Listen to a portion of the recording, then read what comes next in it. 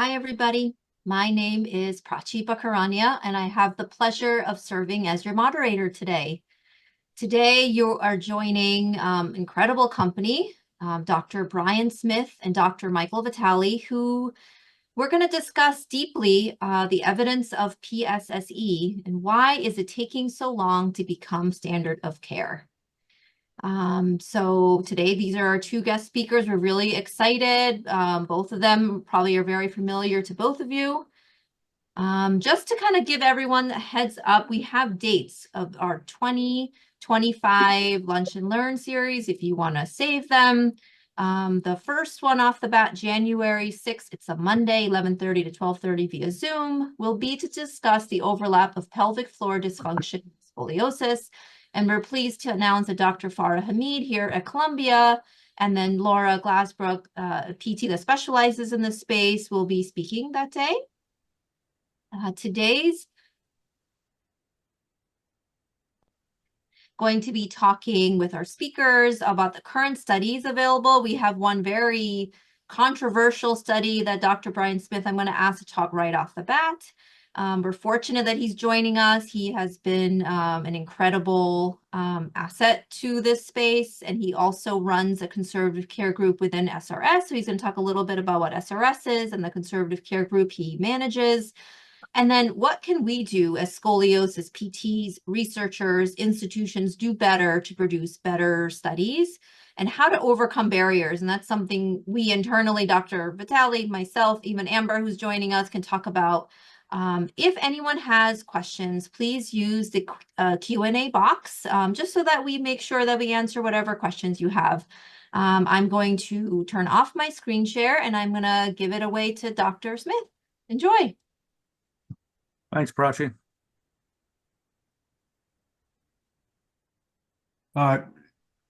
Good morning, and can you see my screen, Mike and Prachi? Yes. No, we cannot see the slides yet. Let me see.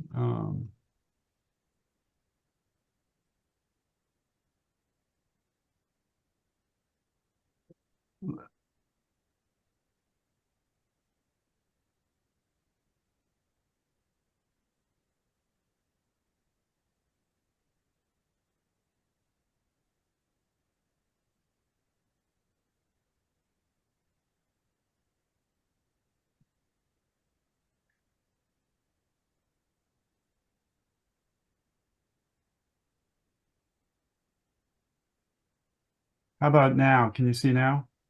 Cannot. It's that green arrow at the bottom. Something's popping up. There we go. Yeah, just go into full screen, please. Yes, I will. And thanks for your patience here. Can you see my slides now? Yeah, and just slideshow, play from start, so you got presenter view. Yeah, perfect. Thanks, Brian. Just had to get my computer to allow it. So, but thank you, Mike, Dr. Vitale, and thanks, Prachi, for allowing me to present today on the impact of physical therapy. How do we look beyond the bend and really make sure that physical therapy is valuable for our patients? I have no real pertinent disclosures for this presentation. I am the chair of the Comprehensive Care Committee of the Scoliosis Research Society, and my comments really are my own and don't reflect the official positions of the Society or the Comprehensive Care Committee.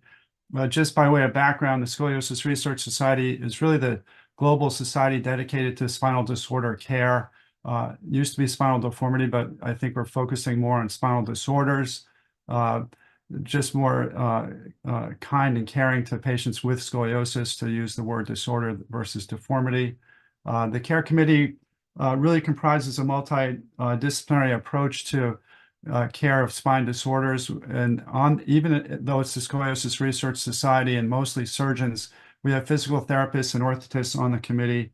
So it's an honor to be chair of that committee, which the leadership of the SRS realized was very important to the mission of caring, being the global society that cares for spinal disorders in all patients, both young and old.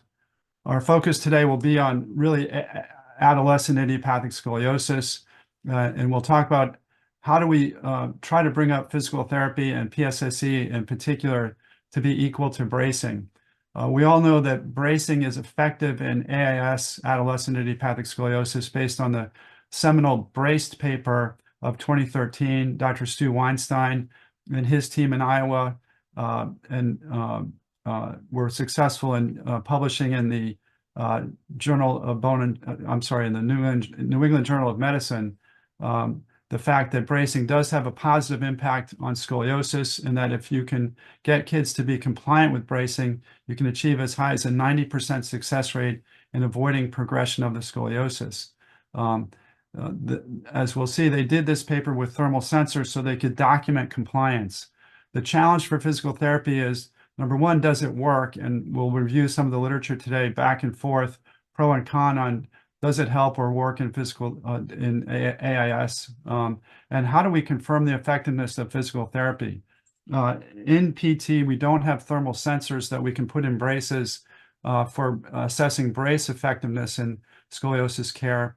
But how do we objectify PT results? How do we prove that physical therapy has a positive impact on these patients?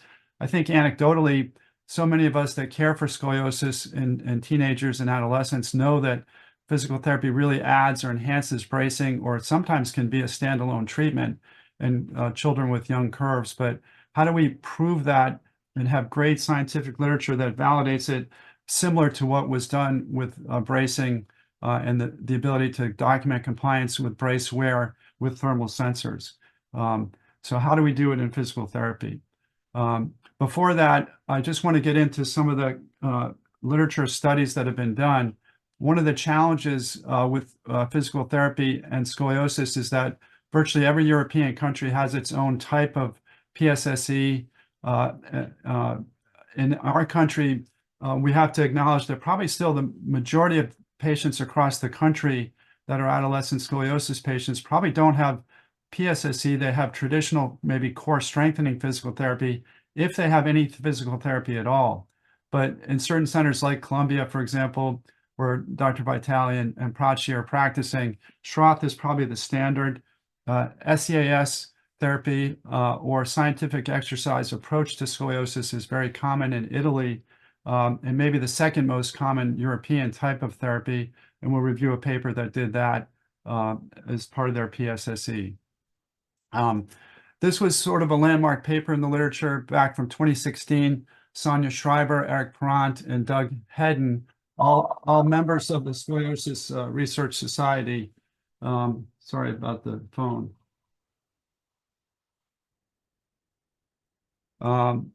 Did this paper on 50 patients that were receiving scoliosis care with many with bracing. It was sort of a diverse group.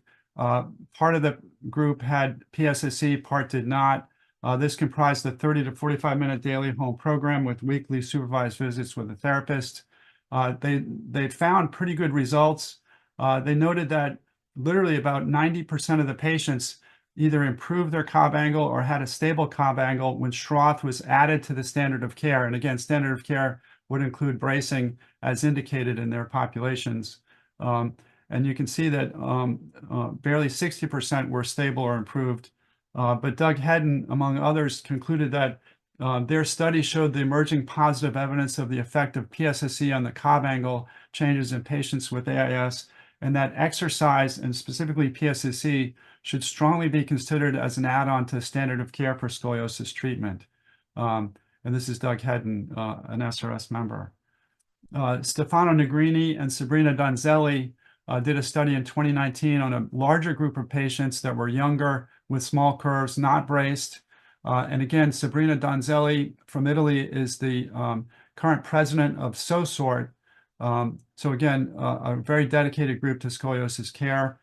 In their study, they had three groups. The SEAS group, again, scientific exercise approach to scoliosis. They had traditional PT, and they had a control group with no PT. They were looking at indications for bracing or worsening or progression of the curve to about 29, 30 degrees to initiate bracing. And in their study, the PSSE group had the lowest percentage that needed a brace. And again, they statistically confirmed that bracing could be minimized or delayed with PSSE. So again, another positive study for PSSE. The impressive Karina Zapata, who's like Prachi, a doctor of physical therapy, but is also a PhD, has a series of 3 papers here from Texas Scottish Rite Hospital in Dallas. This first one done with Dan Saccato, just again on children with small curves, risks are 0, a PSSE group and a control group with no therapy. At 1 year, the therapy group had smaller curves and less progression, although bracing ended up equal between the groups. However, their conclusion was still that PSSE resulted in less curve progression in these young patients. She did another study with Amy McIntosh at Texas Scottish Rite where they looked at patients undergoing night bracing only, and they did have thermal sensors in the night braces to document compliance. They had a PSSE group, 15 minutes, 5 days a week, so 75 minutes of therapy per week. Pretty good number in each group, 37 patients. The PSSE group had no progression. The control group averaged 7 degrees of progression, and they had less conversion to a full-time brace in the PSSE group. So, and a lower rate of progression of over 5 degrees in the PSSE group. So another paper that was positive for the impact of PSSE on scoliosis. Karina tried to expand this to a multi-center randomized controlled trial. And as you can see, Dr. Vitale in Columbia was in it. Our group at Texas Children's was one of the 6 centers. These are risk 0 patients, Cobb angle below 25 degrees. 100 patients almost total were in the group. They used self-reported PT compliance to document the therapy group. And again, we're shooting for 75 minutes a week. Attrition of patients was high, 50% at 2 years, and PT adherence was only 63% at 1 year. At 1 year, it did seem that the PT group had substantially less incidence of being braced, but by the time they reached 2 years, they could not, Karina could not statistically validate that therapy was effective or helpful. This study from Kenny Kwan, and we'll have another study that he just presented at SRS, was again another positive paper for the impact of Schroth physical therapy, PSSE, on scoliosis, and it was the award winner for clinical papers at SOSORT in 2017. They looked at patients that were undergoing bracing for scoliosis with Risser and Cobb angle, as you can see here. All patients were braced for 18 hours a day, and they had thermal sensors. They had a Schroth group that had 4 private 1-hour sessions, a home program, and 8-week follow-ups. Compliance, they felt, was 80% of the sessions were made or achieved in the PT group, although unfortunately both groups were relatively small in numbers. This is the brace they used, which was more of a traditional, almost a Boston-like brace. They again showed that patients in the Schroth group had almost 80% success in being either improved or stable versus only 50% in their control group. So again, another positive paper, at least from this group in Hong Kong, on the effects of bracing in this group. This is a meta-analysis from China that was just published this year. So again, this is from Shanghai. The lead author was a doctor named Yu, looking at PSSE versus standard care. And again, this was a meta-analysis. So they reviewed 12 randomized controlled trials and 5 non-randomized trials. They found that PSSE significantly improved Cobb, thoracic kyphosis, and apical rotation, but had no effect on lumbar lordosis and no effect on Cobb angles greater than 30 degrees.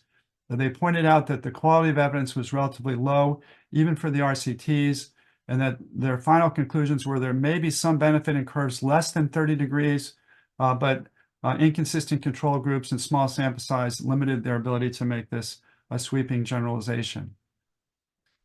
Just a few weeks ago in Barcelona, Spain, at the annual Scoliosis Research Society meeting, Kenny Kwan, and again his group from Hong Kong, presented a study. You can see it was paper number 139, so it's not been published yet, but it was a prospective study on over 100 AIS patients. They had group A and B. Group A, brace plus PSSE. Group B, brace only, and the PSSE was Schroth. You can see that in terms of progression to surgery, improvement of the curve, and progression overall of the curve, there was a tendency for all of those to be positive or improved in the A group or the brace and PSSE group. But when his study group did statistical analysis, they could not identify or find positive benefit of Schroth. So there was not a statistically significant difference in the two groups. So that led them to believe that there was little benefit from Schroth in this group of patients. One final paper that just dropped about 3 weeks ago was in JBJS, September 2024, from Keith Baldwin and his group at CHOP. Keith Baldwin, by the way, is a physical therapist. He practiced physical therapy before he went to medical school and became a surgeon. But they did, again, a sort of a meta-analysis. They reviewed over 800 articles, found 29 that met their criteria. Of those 29, 72% were level 1 or 2. They asked 13 questions, or reviewed 13 questions for each paper. They came up with A grade of 2 issues. One was safety of PSSE, and the other was that PSSE did improve the trunk rotation. They had a B grade assessment for improvement in posture, but unfortunately, review of the literature, they found insufficient evidence to say that there was a positive impact of PSSE on Cobb angle, prevention of surgery, or economic value. And they concluded that the clinical benefit of PSSE in scoliosis for children may be limited, which is concerning. And maybe Mike or Prachi or others can speak to this too. My concern about these 2 most recent papers, this review paper in JBJS and the study done by Kenny Kwan in Hong Kong, which is yet to be published, is that unfortunately the benefits of PSSE have not been able to be documented well enough to make them substantially valid, at least in the eyes, potentially now, as we think, at least in the US, of insurance companies. Insurance companies end up knowing the literature as well or sometimes better than we do. And my concern, which we can discuss, is whether PSSE will still be allowed to be prescribed or covered by insurance in the US, given these 2 most recent papers. So I think that leads us back to the question and the challenge of what can we do with our physical therapists to provide better research? How do we document compliance? We know that teaching patients and families PSSE takes more time, more visits than so-called traditional therapy. Traditional therapy could probably be done for core strengthening in 1 or 2 or 2 or 3 visits. But we know that learning Schroth, for example, requires at least 6 or 8 visits or maybe more. And then there's usually some follow-up visits, maybe monthly or every other month for a while as well. But how do we document that this is working? How do we document that patients are doing the exercises at home? I think this is where we really need to brainstorm. You know, in our world with technology, can we document by video analysis, maybe using smartphones or apps in our smartphones, what, you know, have parents record their children doing the exercises and timestamp and date stamp those dates to try to provide more objectivity for scoliosis exercises. I think this is where the challenge is to all of us that really value physical therapy as part of our approach to caring for these patients with AIS. And the challenge to us is how do we document this in a scientific manner that makes quality research that will enable us to continue to provide this type of care for our patients.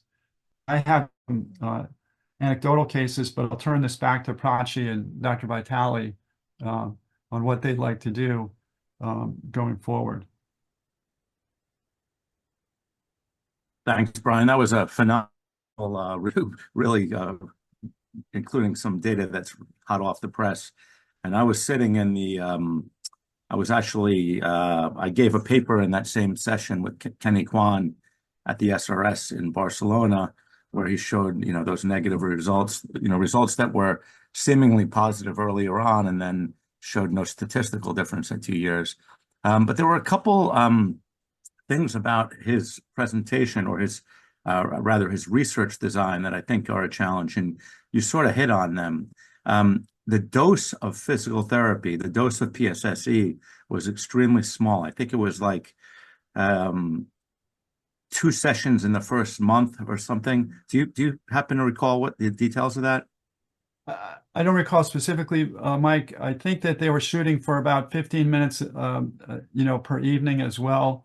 And again, I think part of the challenge is getting patients to do things that they find boring, and especially teenage kids or, you know, 10 to 12-year-old kids, if they don't have fun doing something, it's hard to get them to do it if they perceive it as boring at home. So maybe 15 minutes is the amount of dose for a home exercise program.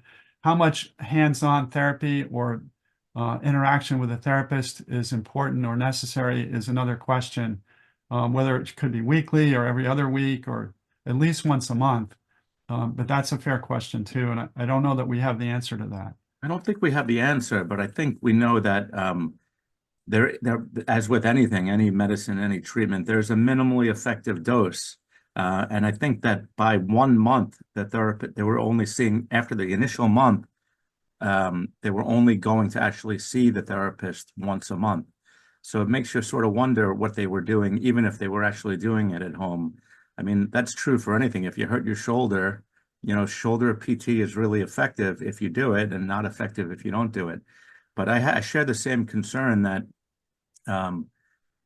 problems, I mean, randomized studies are hard. You know, we're doing a study right now looking at, we're randomizing patients to preoperative PSSE, and it's just hard to do these studies.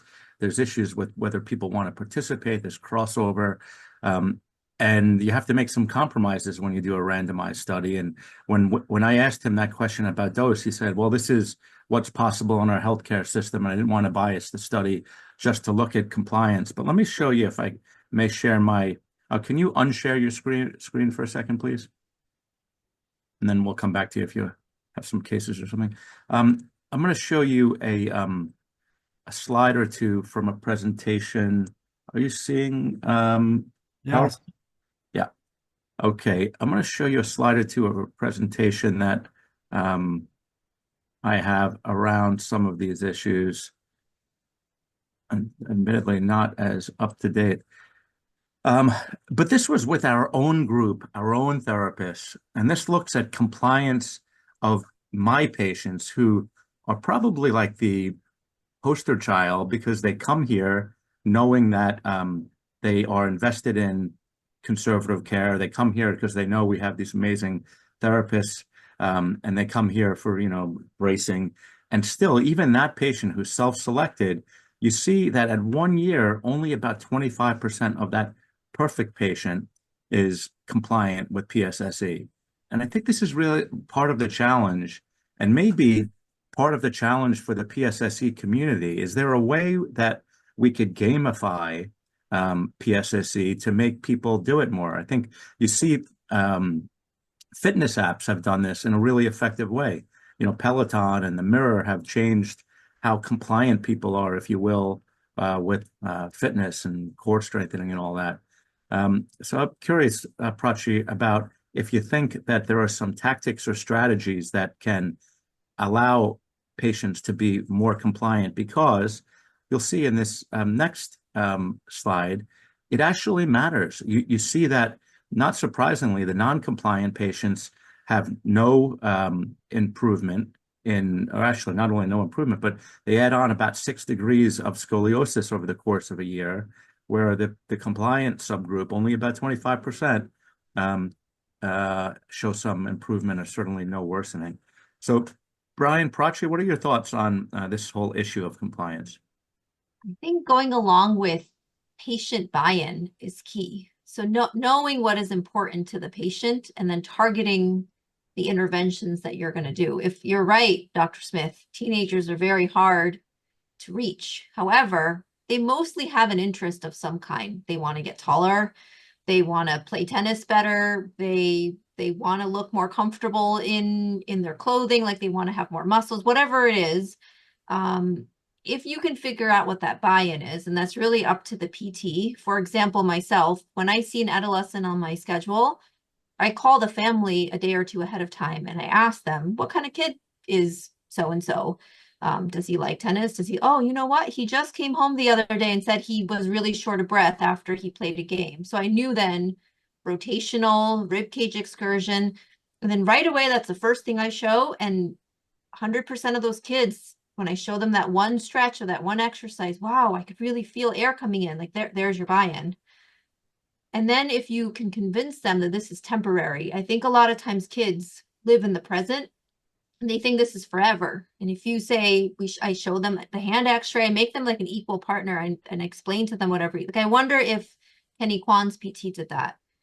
I think dosing is irrelevant if you're not connecting with the patient and you're making it worthwhile for the patient. Granted, there's always going to be the 2 to 3 patients where the curve is just too small, especially the ones where they have no asymmetry, they have no pain. Those are the toughest patients to reach. And if anyone out there is a PT that has found the key to this type of population, please, list it out in your Q&A.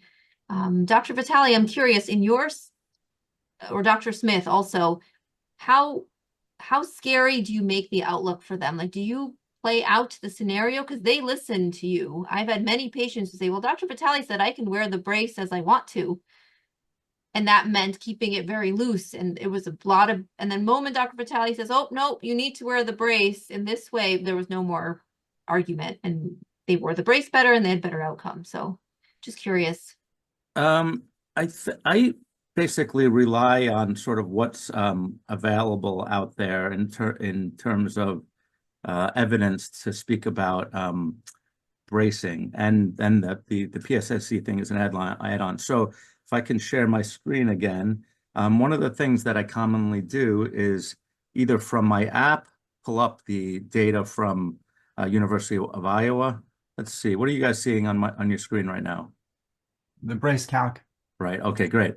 Or you still seeing it?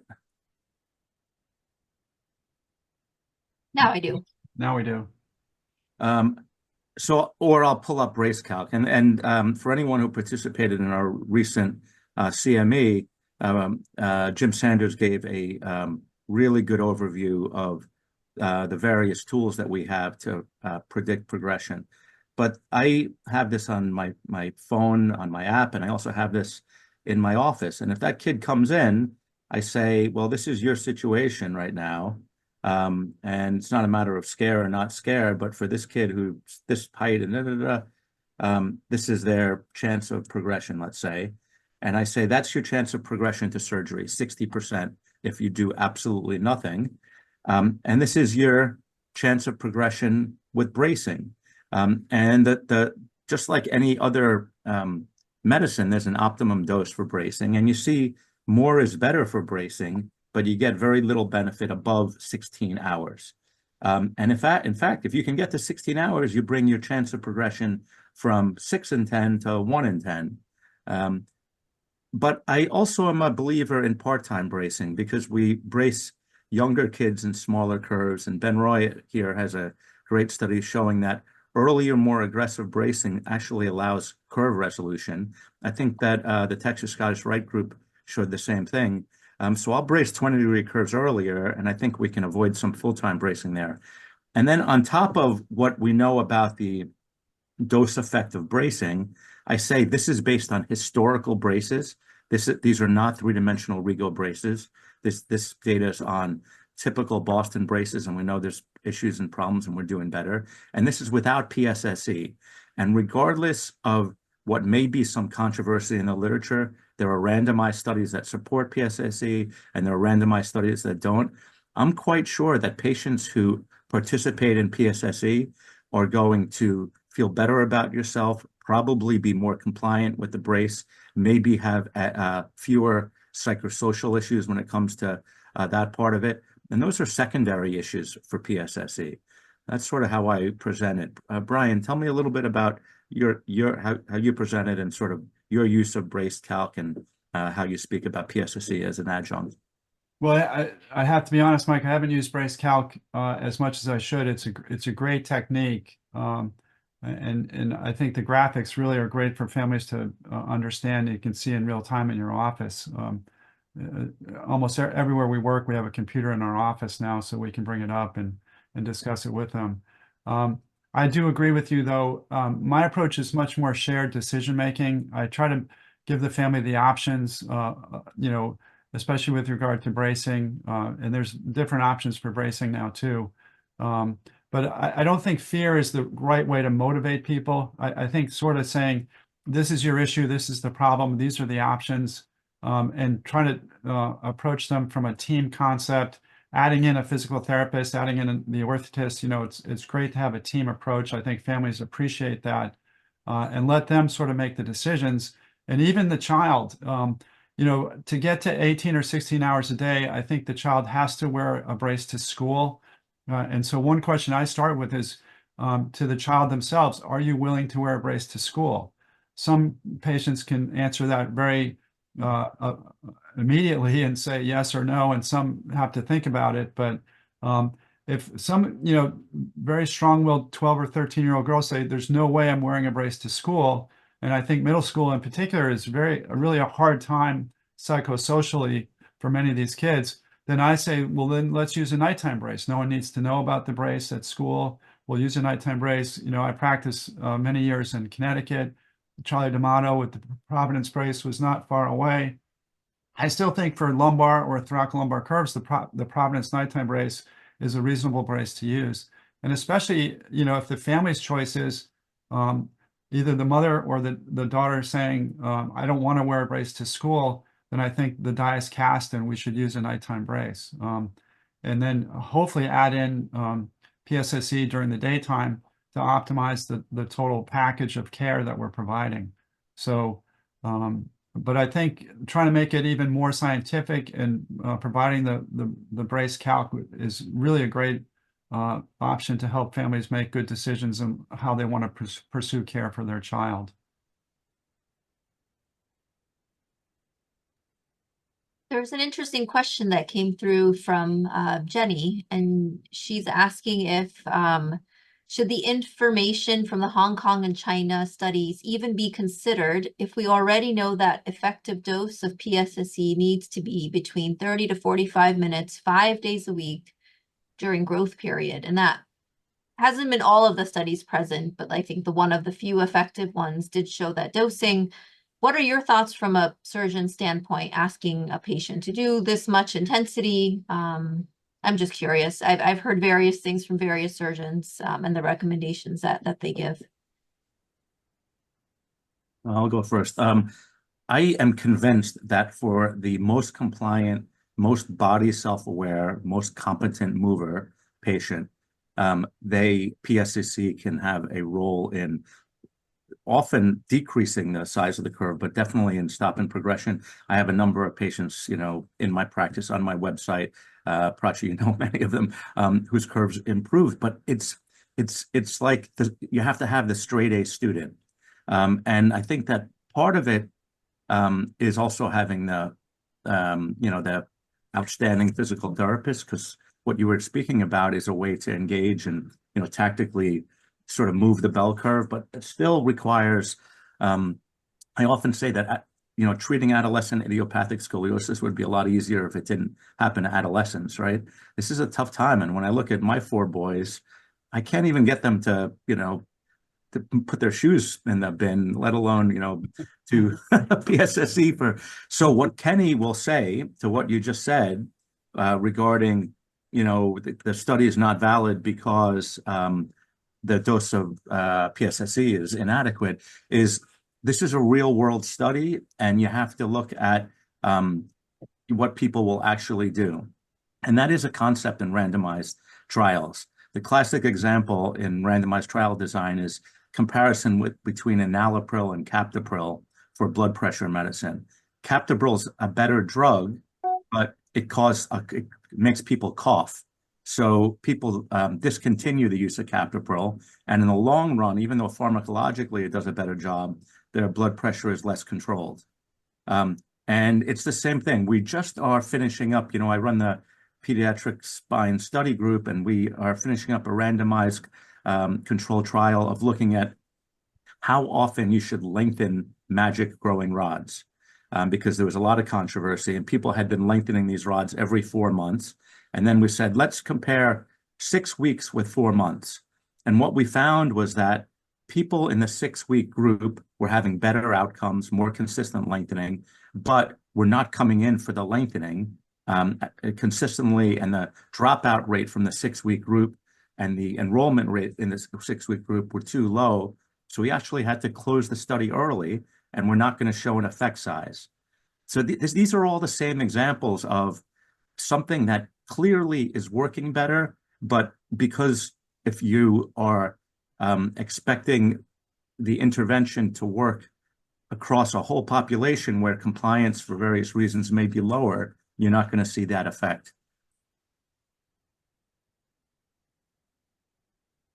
Yeah, it's hard to top Michael's answer there, but I do think trying to motivate parents and families, and so much of this, the parent, if the child's wearing a brace as well, the parents can only be the bad guy for so much, in terms of trying to make sure they hit 18 hours or 16 hours of full-time brace wear, plus do 15, 20, 30 minutes of exercise a night. The other thing is, especially for some of these motivated kids, they have homework, they may have chores at home. So how much time can they devote to this? Because they still, especially these adolescents need a good 8 hours of sleep a night to make sure that they're healthy and growing appropriately. So sometimes the issue is there's only so many hours in a day. And although we'd love to have them do 30 or 45 minutes of exercise every night, is that realistic in the context of their family life? One of the things that I've seen, and Mike may weigh in on this too, is that ironically, I think compliance is a little bit better during the school year because they get on a regular schedule. And so, they have homework to do, they have to eat dinner, they may be playing a sport or doing an activity, whether it's dance or gymnastics or whatever, or choir. And then they have to fit in homework and doing their exercise and making sure they're wearing their brace. So ironically, I think compliance is a little bit better during the school year. In summer, where, especially for these kids, 10 to 14, they're not usually working. They may not have school. They may not have many structured activities. You'd think they'd wear the brace more or do their exercises, have more time for their exercises, but they seem to be more disorganized and they're not following a regular schedule. So those are all, I think factors that make it difficult. I do like Mike's idea of gamifying this.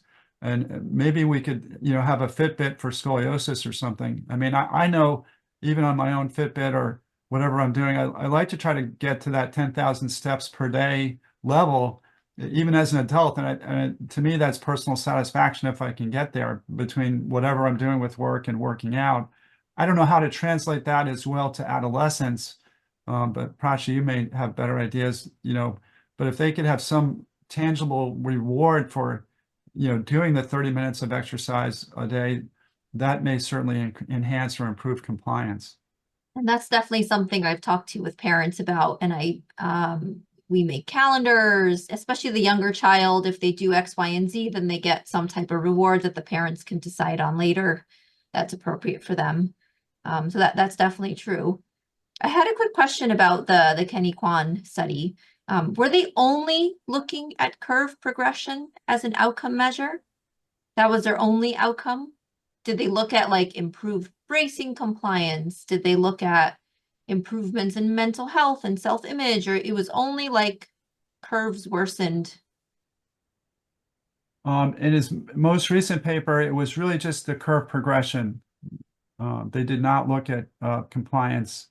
Because I think that's where it gets tricky, because Dr. Vitale and I talk about it all the time, is it's curves that are going to progress, they're going to progress. There's nothing you can do about it. You can maybe slow it down, right? You can wait for a child to mature so they're mentally more, emotionally more, psychologically more able to handle surgery, which I think that's where we can play a bigger piece, is improving the brain, their overall confidence.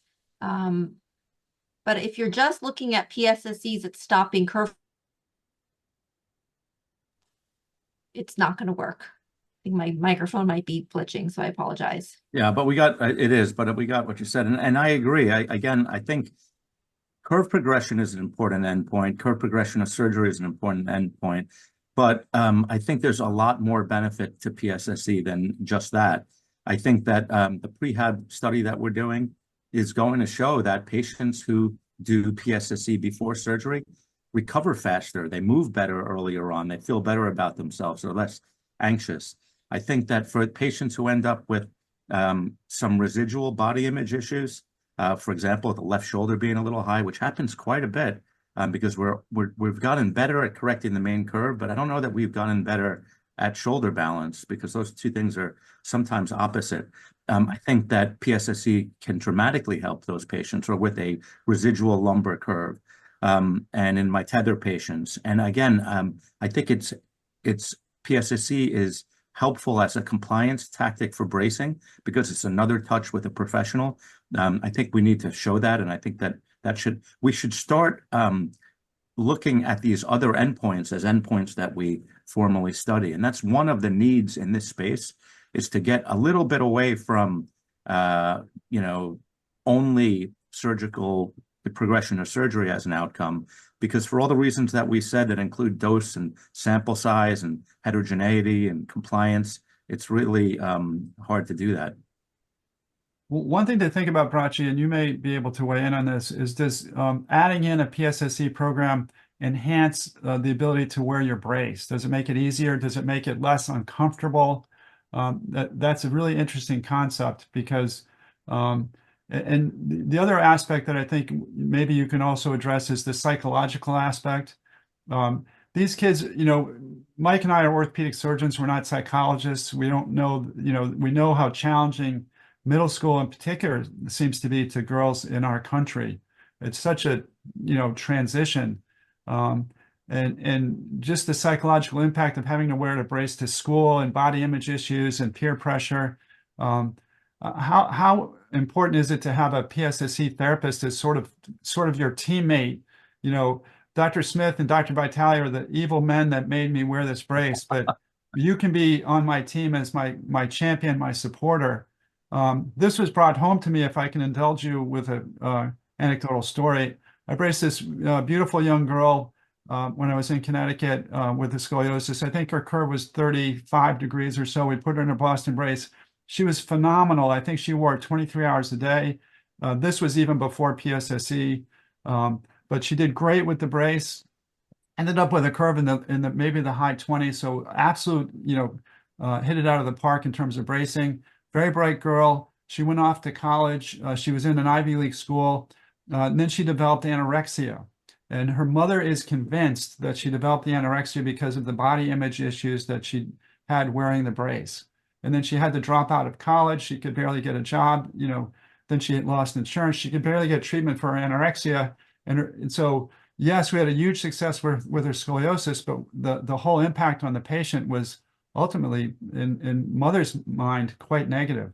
And I felt terrible about that. So there's so many factors going on in these kids, especially teenage girls, as they're going through adolescence.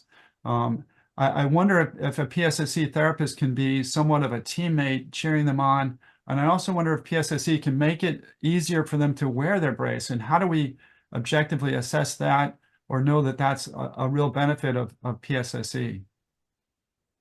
Couple things. One, I actually use brace compliance as a means of getting insurance reimbursement, and it works all the time. If I work on teaching them to make sure they're putting their brace on and off, we work on ribcage excursion, we talk about just the social peer pressures, we work on just setting up a calendar so they know how many hours they're wearing the brace. And there's a lot of, and I see Amber coming on, so I want her to just jump on really quick about all the work she's doing. But there are so many great mental health nonprofit. Scoliosis is a great one. Curvy Girls is a Elizabeth de Agata from Barcelona also has some great courses. And I think her and Megan from Scoliosis has started working together. So I'm sort of Amber, jump on, but there's a lot of options out there for families, for therapists, just to learn and do better in this space. I think one of the important things is not waiting until like some of these things crop up, but more upstreaming the mental health piece, because as you said, it kind of came up like years later, but it was probably underneath the surface maybe the whole time. And so what I'm finding is that we really need to address it on the front end instead of waiting for the issues to come up. And we're working on ways to just be more aware of it. I think some of these questionnaires can help us be more aware of it. I think the SRS 22 touches on it, but not enough. So we're actually going to start giving more detailed, like promise screening tools to our patients to really understand how we can help the patient better. But we need to screen them and we need to sort of know what's going on. And sometimes the eyeball test is not telling us all that's going behind there. So I think we need to be better about screening, better about incorporating it into our discussions and having it. Mental health is part of every single back pain appointment that I have. I talk about mental health with every single patient that comes in with back pain. So I think that needs to be the case for anybody that's getting treatment for scoliosis. Thanks, Amber. I also find the brace belief questionnaire, if any of you are using it, really, really helpful. And I make sure the child fills it out because oftentimes, especially with younger kids, parents are filling it out and then we miss a lot of it. And I've captured a lot of these mental health concerns just embedded in this questionnaire, and lets us address sort of this underlying issue. Speaking of which, I think we also need to be screening the parents for parental anxiety because I think that really plays into it as well. So I think there needs to be questionnaires that the patient has to fill out themselves and then the parent questionnaire as well.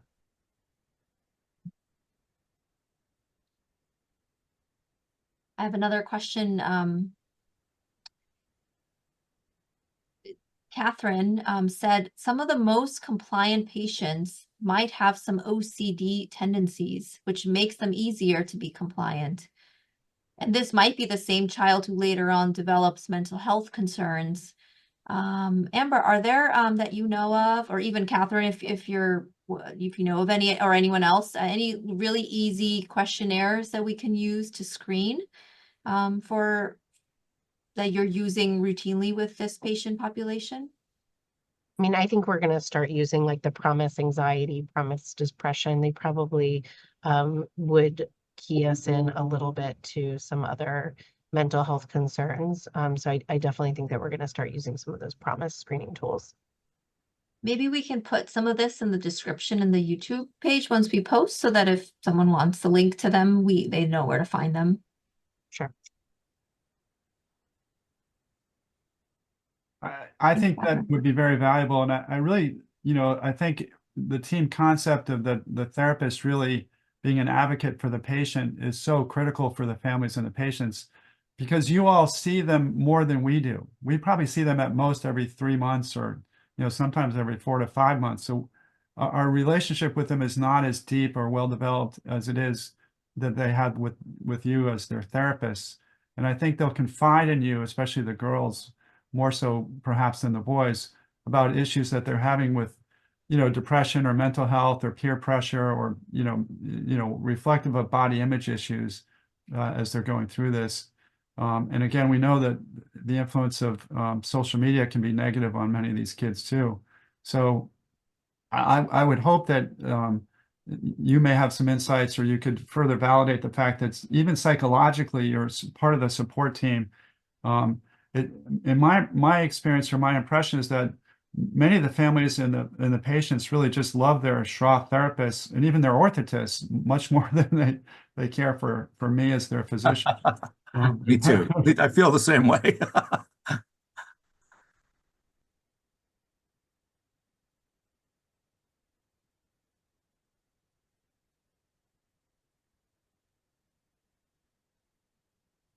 Looks like there's a lot of interest in the questionnaire, so we'll make sure that we probably place it on the YouTube page. I think this was a really great talk.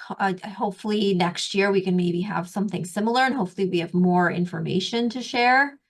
Maybe Dr. more on Smith, mental Dr. health. Vitale, do you want to give us any more thoughts of anything maybe you started thinking about just hearing our talks, or maybe if there are PTs present that are doing research, just to kind of help us point us in the right direction.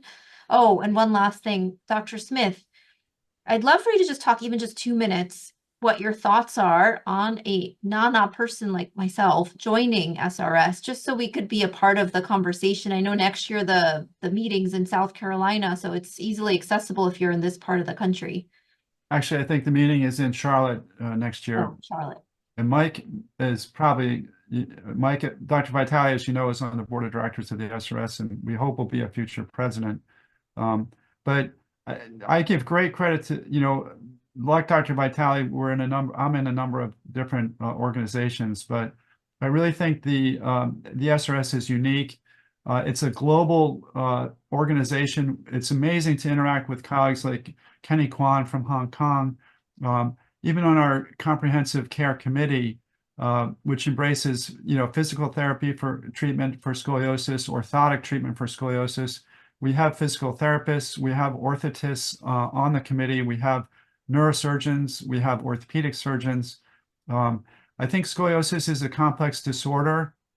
We're focused today on AIS, but we know there's congenital and neuromuscular scoliosis, syndromic scoliosis, all different types of scoliosis. So it really takes a village, it takes a team to really be able to help these patients from every aspect. And as we well know, some of the kids need medical support, whether it be pulmonary or nutrition or GI support.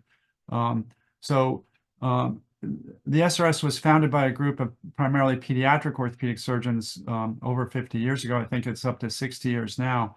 And I think the growth of the organization has been based on the fact that it's been inclusive of all different types of caregivers for this. So I know the SRS, and Mike can probably even speak better than I can on this, but I know that they're very sensitive to the fact that they want to be the global leader in spinal disorder care. And again, they're cognizant of the fact that deformity is a word that a lot of these patients don't like to use. So it's spinal disorder, not deformity care. They want to be international, which they are. When we have our conference calls now, we do them usually on the weekends because that's the only time we can have people from Europe, from Asia, from Japan, and try to find a time that works for everyone, because literally some people are almost 12 hours different than, Eastern Standard Time that would be on the call. But that's one of the thrilling things about it, is that you have colleagues literally that worldwide that are dedicated to helping patients and families with scoliosis. So it's really an incredible organization. One problem with medical societies is they have dues, and those can be expensive. The SRS is very aware of that and very cognizant of that, and understands that a physical therapist or an orthotist doesn't really make the same money, at least in the US, that a surgeon might make. So they have special rates for dues, and even the annual meeting registration fees are less for people that are not MDs, either neurosurgeons or orthopedic surgeons. So because the SRS has embraced the fact that it's not just the Scoliosis Surgery Research Society, it's the Scoliosis Research Society, that most families would really prefer not to have surgery for their scoliosis if they can, their child or themselves in adult scoliosis. If they could do therapy, if they could wear a brace and avoid surgery, that would be their choice. But the concern is, unfortunately, that obviously surgery is sometimes needed. So it starts in a way with surgery, but if we can avoid surgery, I think our patients are much happier if they can successfully be braced and use therapy as an adjunct to the bracing and avoid surgery. Those are very grateful families and patients. And I think that ultimately that reflects the majority of patients that we encounter. If we can avoid surgery, that's probably best for everyone. So I want to say, and Mike can probably even articulate this better, that the Scoliosis Research Society embraces the non-operative people, like therapists, Schroth therapists, and Serena Donzelli is going to be the next chair of that comprehensive care committee. And she's currently the president of SOSORT. So I really applaud the SRS for that concept and that approach to having the entire team be members of the society. Yeah, I couldn't agree more. We speak about it quite a bit. We are looking to be more inclusive and broaden, our membership to all people who are interested in improving scoliosis care. And I've been really happy to see more and more therapists. There are a number of therapists who were quite involved, articulate, asking great questions in the audience in Barcelona. So I'd encourage all of you guys to consider getting more involved. It is a commitment, and It takes a little while to join, but there is a lower dues membership rate, and it's a great organization. Thank you, everyone. That concludes this webinar. Thank you so much for participating, and hopefully you all enjoyed it. I definitely learned something today, and we'll see you, if you can believe it, in January 2025. Have a wonderful day, everyone. Thanks, everyone. Brian, thank you for joining us here. My pleasure. Amazing. Thanks, Really, Mike. Thank Prachi. thank you. You. Take care, everyone. Have a great day.